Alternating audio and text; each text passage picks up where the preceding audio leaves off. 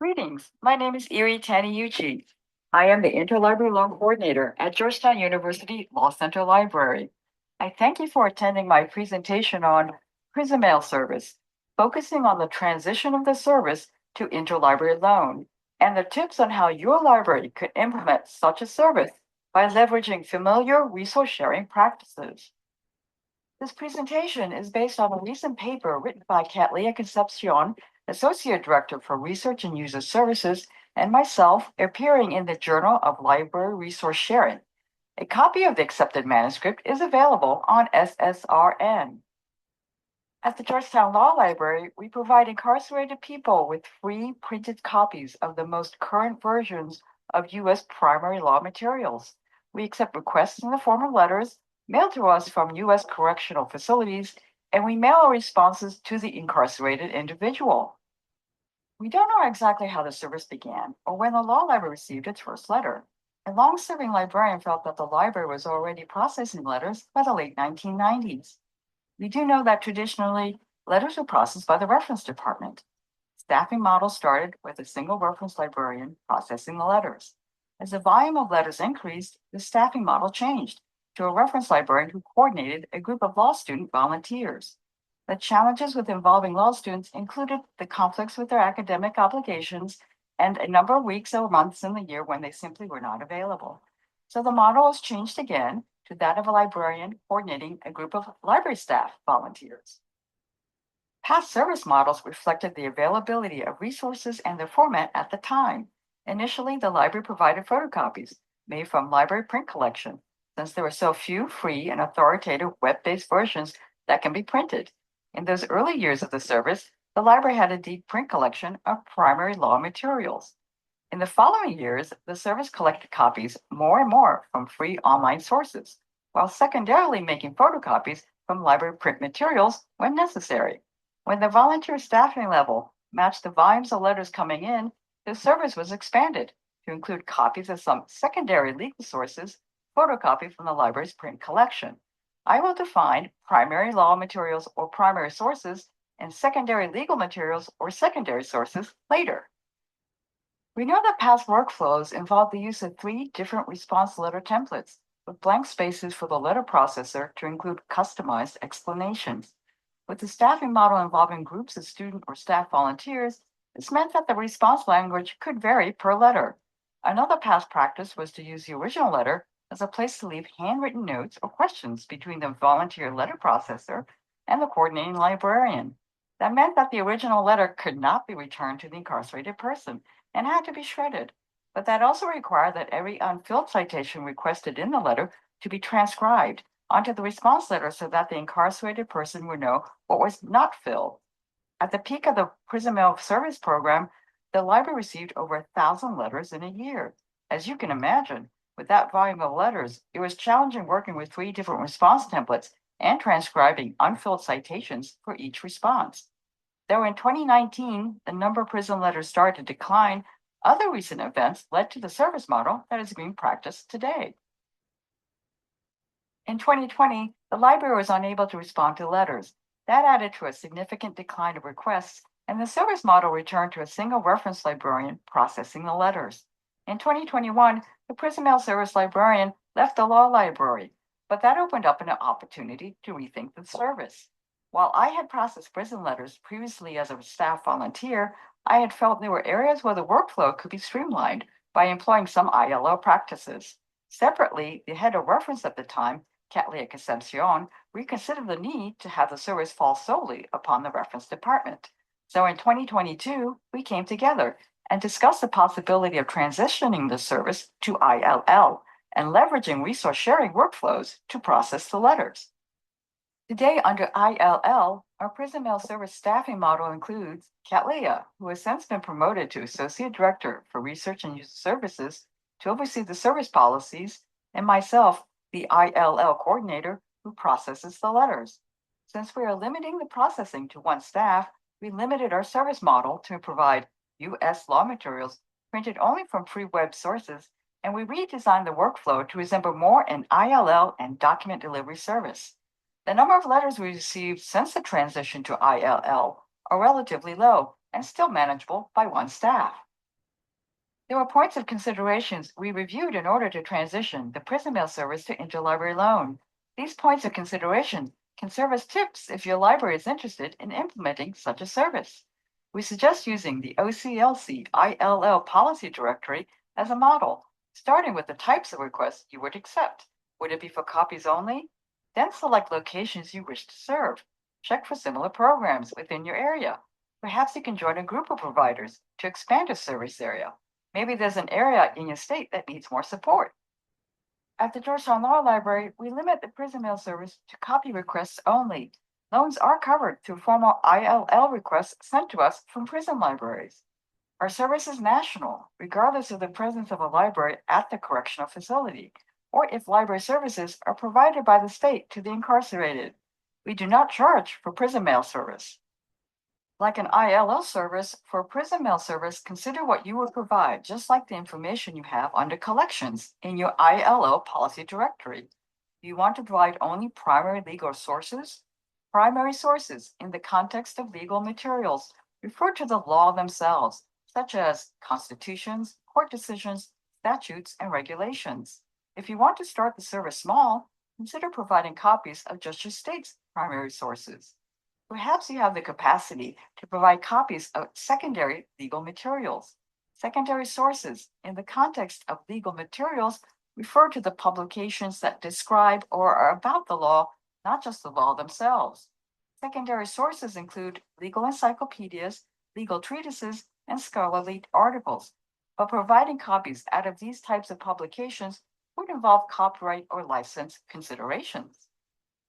There are other types of information that could be included in a prison mail service, such as printed copies of nonprofit websites, directory of state-sponsored services, or even secondary legal materials free of copyrights and printable from the web. As mentioned before, the Law Library's prison mail service provides copies of the most current version of U.S. primary law. We will be unable to fill a citation request where the person wants an older version of the law or maybe even a law that has been repealed. We provide unannotated copies of the law, which are just the text of the law that do not come with editorial commentaries. Annotated copies of the law are usually found in legal databases or secondary sources like encyclopedias. Why do we limit ourselves to primary sources? Federal and state laws are in the public domain. By providing just the unannotated text of the law, we don't have to worry about fair use or copyright infringements. Federal and state laws that are more readily available on the free web are primarily the most current versions. Therefore, we do not provide older or superseded versions of the law, as they may be more challenging to find. When developing a prison mail service policy, think about what sources or formats you would resort to. Would you provide materials found on the free web from authoritative sites? Would you download files from your databases if your license permits this? Depending on what type of publication or information your prison mail service is willing to provide, would you consider photocopying from your print collection? At our law library, providing print copies from free online sources simply helps streamline the workflow for the single staff processing the letters. Think about possible methods by which requests can be sent to your library. Do you want to consider requests in the form of letters, emails to a functional account, or even telephone calls or voicemail messages? Will you accept requests from family members of the incarcerated? Will you accept requests forwarded to your library from other libraries or state advocacy groups? At our library, we only accept mailed letters that are sent to us directly from the incarcerated person. Since we are a private library, we do not offer library services to the general public. With a single staff processing letters, by limiting the prison mail service directly to those in correctional facilities, affords us the opportunity to provide a more attentive service compared to a service that's open to the broader public. Therefore, we don't accept requests from family members, and we don't accept forwarded letters or referrals from other libraries. Why letters only? At our library, we have found that letters help maintain anonymity of the library staff who processes them. With letters, there will be no electronic records or digital recordings of the incarcerated requester that would otherwise have to be deleted or purged later. Physical letters help set a manageable workload and turnaround time for us. There are more than one method to deliver responses to consider, in addition to USPS mail. There are also email and correctional facility electronic communication platforms. But at our law library, we only mail our responses to the incarcerated requester. Physical letters and resorting to U.S. mail help with anonymity, as mentioned before. In our correspondences and on our envelopes, we exclude the name of the ILL department, the office room number, and job title. Mail helps slow the pace of follow-up requests by the same person, who may send their next request as soon as they receive our response. Mail also mitigates expectations that we provide a rush service and allows the staff to process letters when time permits. Like any ILL or document delivery service, think of a days to respond number for prison mail service that doesn't put undue pressure on you. But even if you set a turnaround time, give yourselves the flexibility by not advertising your days to respond to anyone outside your library. Normally, ILL and document delivery operations set the maximum number of pages they are willing to provide per citation. For prison mail service, set the limit per letter, regardless of the number of citations requested. The limit will impact the cost of postage and the type of return envelope you will need. At our library, we try to process and respond to letters within the month that they are received, with letters arriving in the last week of a month processed in the next. But we do not publicly advertise this turnaround time as we would for other library services. We have a 50 sheets of paper limit, which we found fits nicely inside a manila envelope, which we use to send our responses. There are other things to keep in mind. Librarians, including law librarians, are not authorized to practice law, so when responding to prison letters, do not provide legal advice. It's best to let a response template do the talking for you, and I will present to you best practices for a response letter template shortly.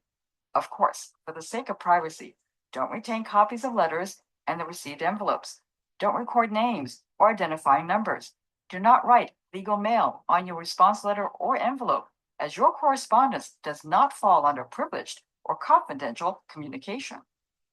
Regarding supplies necessary for prison mail service, you have to go way back to before emails and electronic delivery platforms. You need envelopes, the size of which depends on your page limits, tape or glue sticks, self-inking return address stamp, or sheets of labels printed with your library address, a pair of scissors, and a paper shredder for any mail that is returned to you as undeliverable with no forwarding address for the incarcerated person. I present here the postage we estimate to have paid annually since 2022 to help you gauge potential costs at your library. The postage estimates assume that we are responding to every letter with our maximum 50 sheets and mailed inside a large envelope at the postal rate for flats during that year.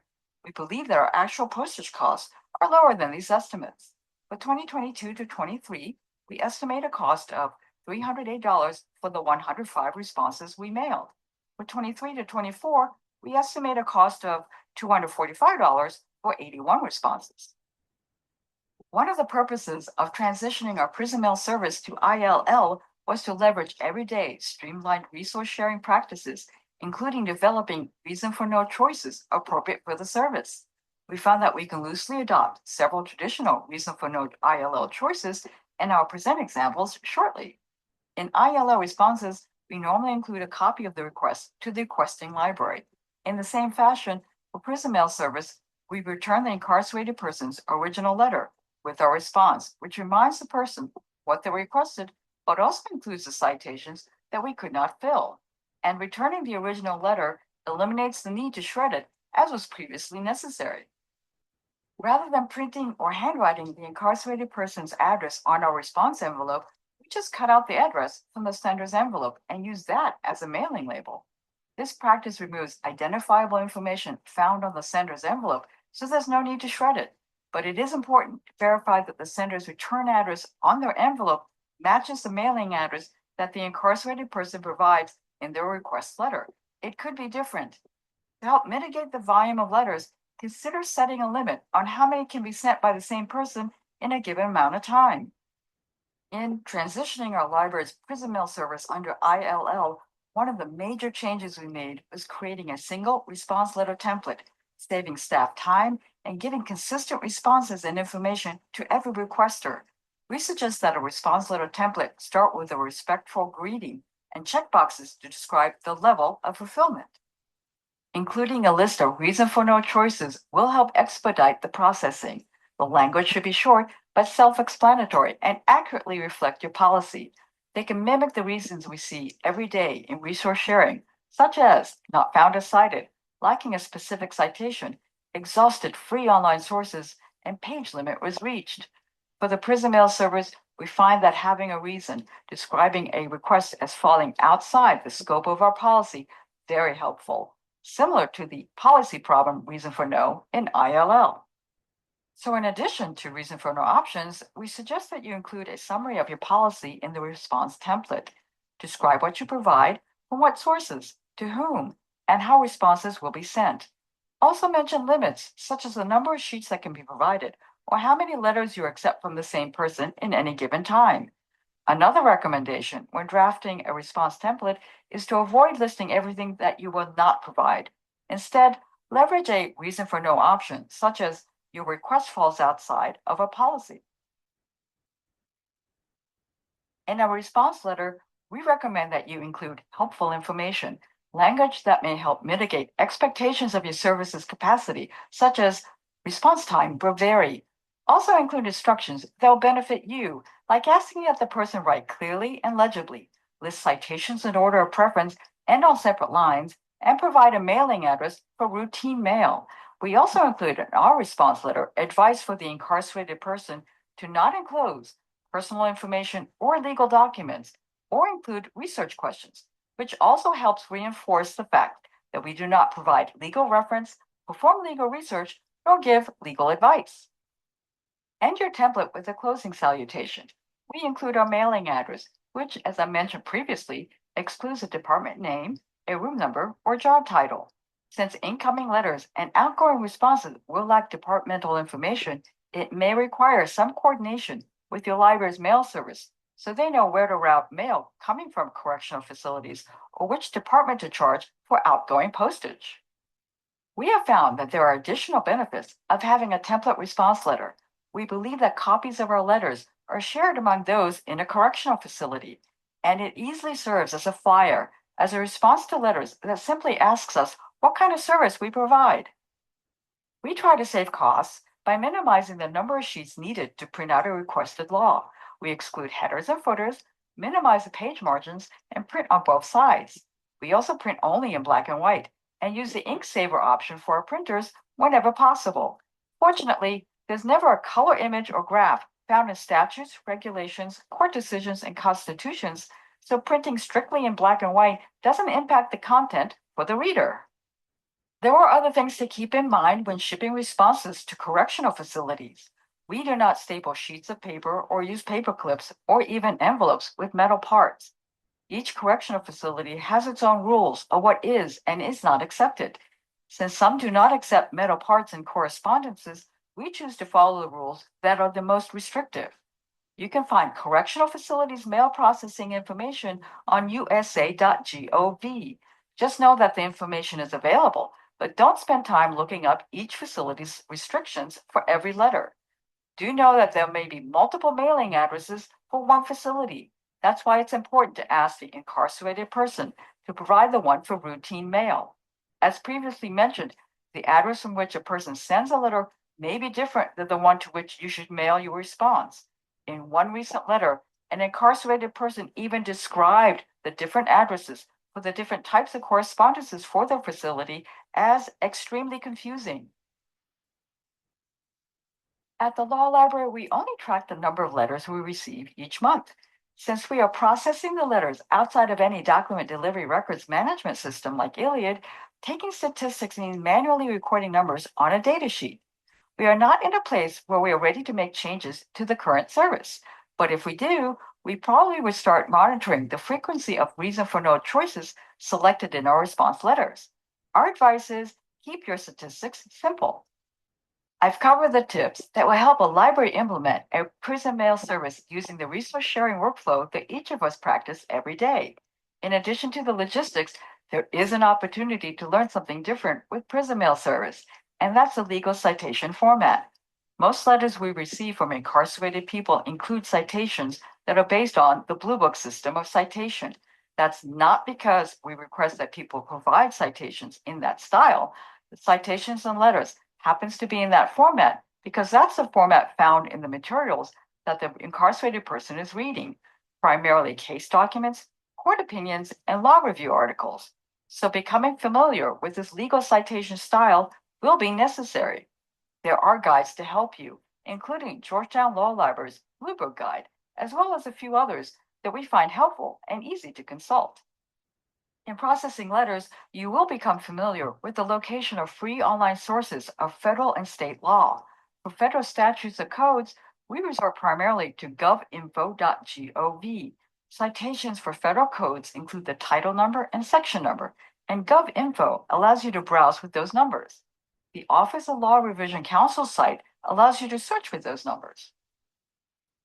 Most state legislature websites offer browsable state codes. Since state code citations mainly include a title number and a section number, browsable state codes make it easy to locate the law being requested.